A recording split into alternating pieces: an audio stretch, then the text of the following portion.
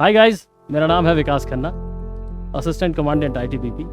अभी रिसेंटली 7 साल की सेवा के बाद मैंने वॉलंटरी रिटायरमेंट लिया है और इन 7 सालों में मैंने बहुत कुछ सीखा और वॉरियर्स डिफेंस एकेडमी में मैं उन पूरे 7 सालों का जो क्रक्स है वो चीज़ें मैं आपको बताना चाहता हूँ कि कैसे जो आपकी पोस्ट सर्विस लाइफ होने वाली है वो आपके प्री जो ट्रेनिंग है, जो आपकी यहाँ पर एकेडमी आपको सिखा रही है, उसमें किस तरीके से अपना योगदान देगी। तो बेसिकली अभी मैंने WDA ज्वाइन किया है ताकि मैं यंग माइंड जो हमारे पास हैं उनका कैलिबर किस तरीके से बढ़ाया जाए, उनके टैलेंट को किस तरीके से यूटिलाइज़ किया जाए, चैनलाइज किया जाए और उनको किस तरीके से गाइड किया जाए कि वो सेंट्रल आर्म पुलिस फोर्सेस में एक सक्सेसफुल कैंडिडेट के तौर पर अपने आप को प्रोजेक्ट कर सकें और जब इंटरव्यू में आप उस पैनल के सामने जाएं तो उस पैनल को लगना चाहिए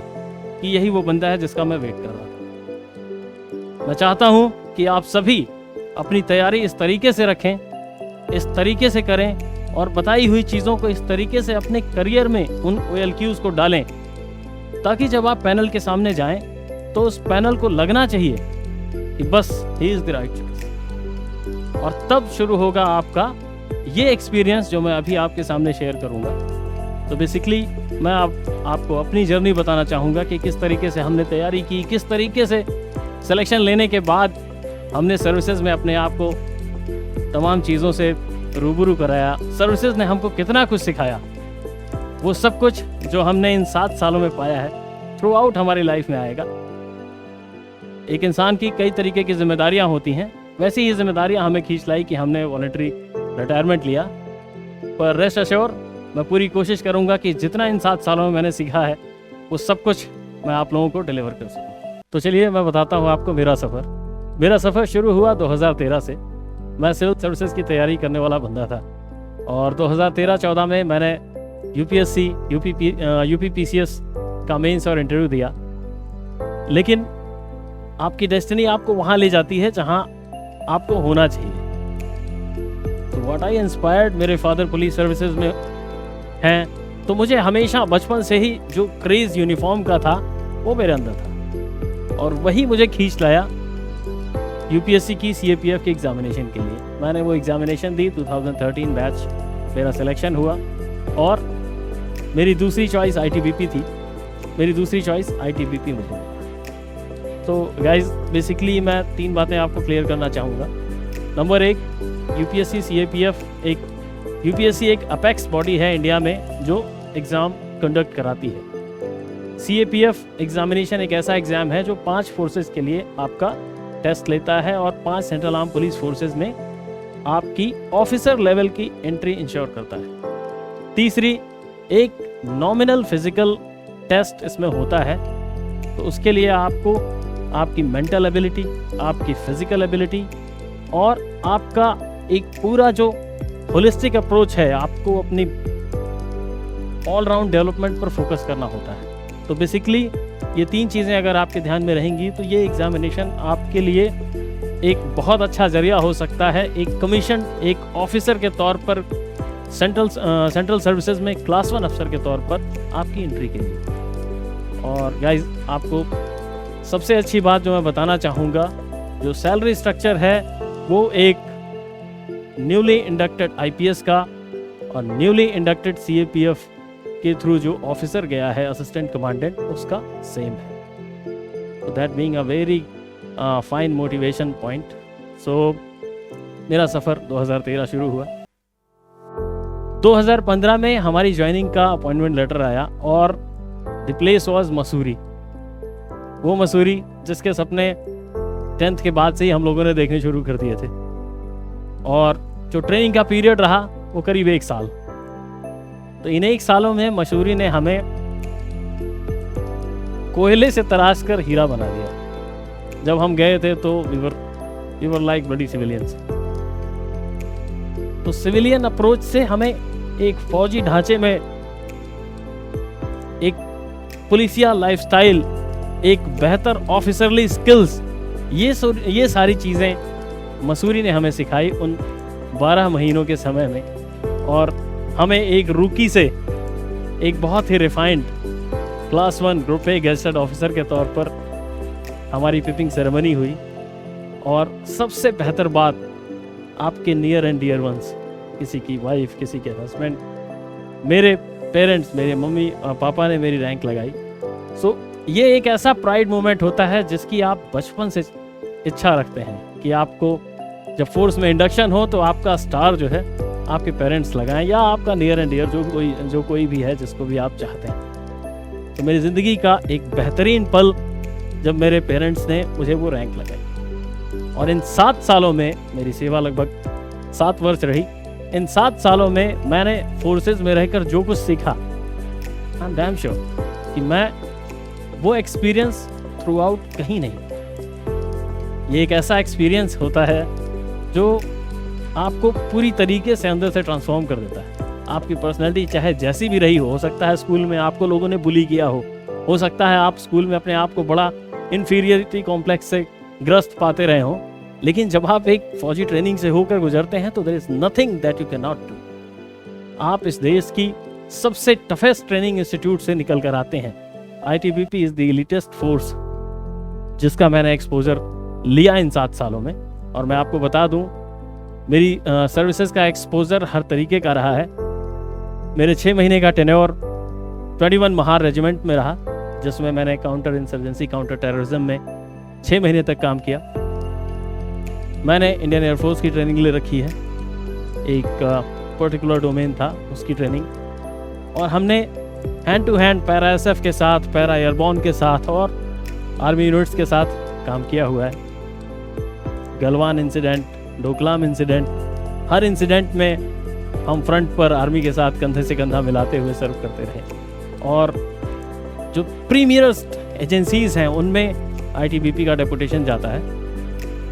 सो जो एक्सपीरियंस मैं आपको बताऊंगा आगे की लाइफ में, आगे की जो इन 7 सालों का जो मेरा पूरा टेन्योर रहा, हमने हॉर्स राइडिंग सीखी, हमने स्विमिंग सीखी, हमने शूटिंग सीखी, और न जाने कितने स्किल्स। हम लोग सोचते थे क्या ये हम कर पाएंगे, पर जब देखा कि मतलब इतना कुछ एक्सेल करा दिया उस ट्रेनिंग ने हमें, उसके बाद जब हम फील्ड में आए तो ITBP ने हमें दिखाया कि ये देश कितना सुंदर है, इसको कितने अच्छे तरीके से ITBP ने हमें एक्सप्लोर कराया। लोग पेड हॉलीडेज पर जाते हैं ऐसी जगहों पर, और हमारी पोस्टिंग आप नाम लीजिए, मनाली, हर्षिल, उत्तराखंड, हिमाचल प्रदेश, शिमला, कुल्लू, रोहतांग पास, लेह, अरुणाचल प्रदेश, सिक्किम, ये ना जाने कितनी ऐसी जगहें हैं जो आप पेड हॉलीडेज के तौर पर जाना चाहेंगे लेकिन आपको मौका नहीं मिलेगा। लेकिन ITBP ने ऐसी ऐसी जगहों पर हमें भेजा, and I have been very thankful कि मैं ऐसी जगहों पर इंडिया को एक्सप्लोर कर पाया। इंडिया को अगर आपको जानना है तो आपको सेंट्रल आर्म पुलिस फोर्सेज में जाना चाहिए। आपको किसी ना किसी ड्यूटी के बहाने आपको ये पूरा देश घुमा दिया जाएगा, एंड यू लव इट। आप एक ऐसी एजेंसी, एक ऐसे ऑर्गेनाइजेशन का हिस्सा बनते हैं जो इस पूरे देश में फैली हुई है। जब आप कहीं पर जाते हैं तो आपके पीछे एक पूरी ऑर्गेनाइजेशन चलती है। जब आप फौज में जाते हैं, जब आप ग्राउंड में कंपनी को कमांड करते हैं, तो आपके पीछे 128 आदमी होते हैं जो आपके एक इशारे पर मरने के लिए और अपनी जान देने के लिए। जान लेना बहुत आसान है, लेकिन आपके लिए जान देना ये बहुत कठिन काम है, और वो जवान आपके लिए इसके लिए तैयार रहेंगे। सेंट्रल आर्म पुलिस फोर्सेस एक ऐसा जरिया है जहां पर ये सारी चीज़ें आपको मिलेंगी। आप सोचते रह जाते हैं कि ये कैसे कर पाऊंगा, ये कैसे कर पाऊंगा, मुझे घुड़सवारी सीखनी है, मुझे ये सीखना है। आपको सिविल लाइफ में मौके ही नहीं मिल पाते, लेकिन फोर्सेज में ये आपका डेली रूटीन होता है। आप एक बेहतर ओरेटर के तौर पर, एक बेहतर काउंसलर के तौर पर, आपकी 128 आदमियों की जो टीम है, जो कंपनी है, वो आपकी इमीडिएट फैमिली बन जाती है। आप छुट्टियों में घर आते हैं, आपकी फैमिली तो आपकी है ही, लेकिन 128 आदमियों की ये जो टीम है, ये आपका इमीडिएट परिवार है। इसके हर सुख में, हर दुख में आप इसके साथ हैं, और आप एक अफसर के तौर पर 128 परिवार के मुखिया के तौर पर देखे जाने लगे। ये ऐसी फीलिंग है, ये ऐसा एक नोशन है जो आप और कहीं नहीं पाएंगे। सेंट्रल आर्म पुलिस फोर्सेस ये एक ऐसा मौका दिलाती है। आप सिविल पुलिस में भी ये मौका नहीं पाएंगे, आप अफसर हो जाएंगे, लेकिन ये जो आपको एक फीलिंग मिलती है, ये जो आपको एक एक्सपोजर मिलता है, ये और कहीं नहीं मिलेगा। मैंने ITBP में रहते हुए कमांडो कोर्स किया 2019 में। हमारा 12 हफ्तों का कमांडो कोर्स था। उस कमांडो कोर्स में हमें अपनी एक्सट्रीम लिमिट्स पता चलती हैं। अदरवाइज हमें लगता है ये काम मैं कैसे करूं, अरे हेलीकॉप्टर से स्लिदर करके आना है यार, टॉप डाउन अप्रोच करनी है किसी बिल्डिंग में, कैसे होगा। पर जब आपकी ट्रेनिंग होती है तब आपको पता चलता है कि आप उस ब्लैक कैट से कम नहीं है जो ताज में हेलीकॉप्टर से टॉप डाउन एंट्री करता हुआ नीचे आपको फिल्मों में दिख जाएगा। आपको लगेगा कि ये सब जो वो एक्साइटमेंट है, जो वो एडवेंचर है, वो आपको अपने आप खींच लाता है इन सब चीज़ों को करने के लिए। एंड बिलीव मी, आप इसको पूरी तरीके से एंजॉय कर सकते हैं और ये फीलिंग आपको कहीं नहीं मिलती। आपको सिर्फ कुछ ही चीज़ों का ध्यान रखना होता है। ये तो था मेरा इन सर्विस एक्सपीरियंस। इसके अलावा मैंने BSW किया, battalion support weapon, that is वो मैंने ITBP में भी किया, और सेम कोर्स मैंने इन्फेंट्री स्कूल जो महू में है, military headquarter of warfare Indian army का, वहाँ से किया। साथ ही साथ मैंने मेरी लास्ट पोस्टिंग नक्सल ऑपरेशन में थी।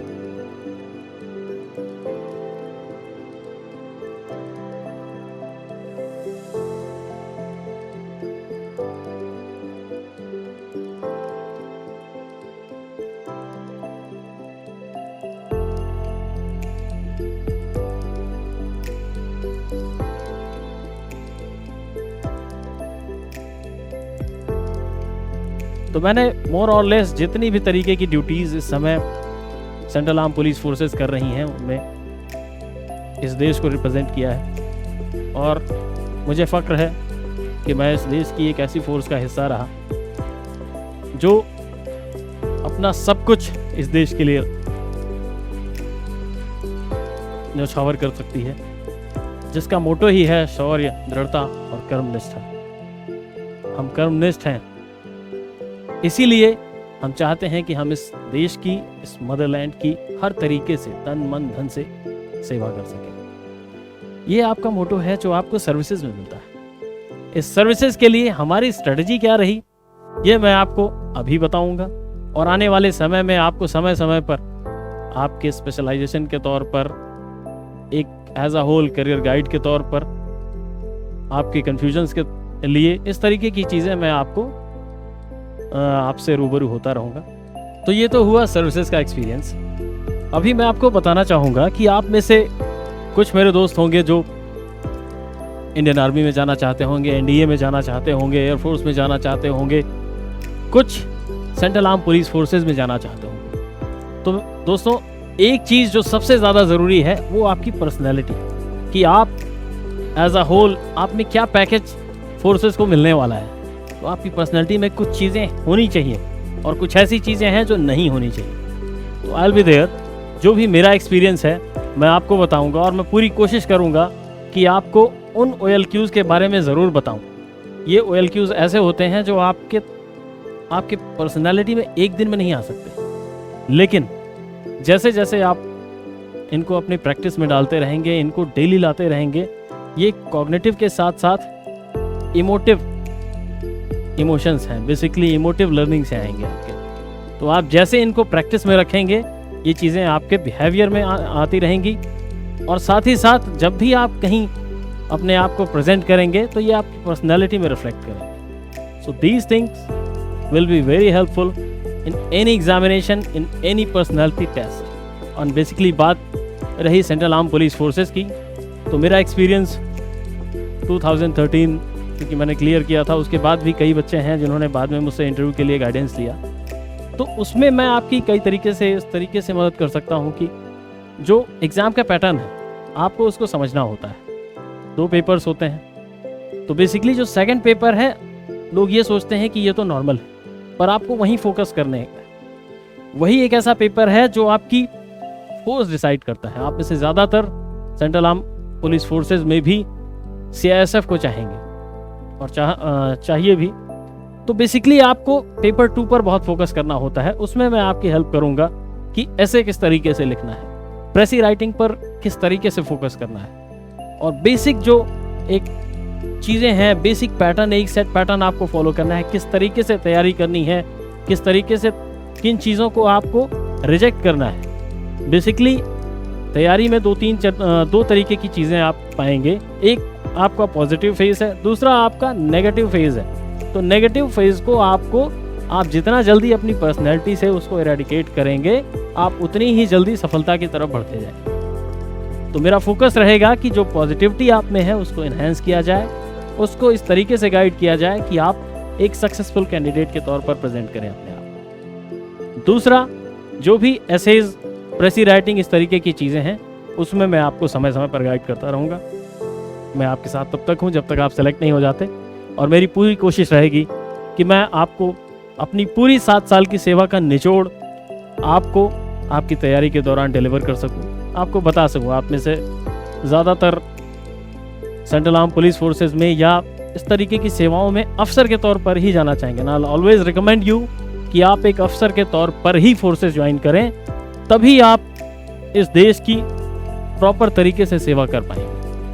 आप 128 आदमियों को इस तरीके से कमांड कर पाएंगे कि वो आपको एक दिन अपना हीरो मानेंगे। तो मिलता हूं मैं आप लोगों से अगले एपिसोड में। तब तक के लिए जय हिंद, जय भारत।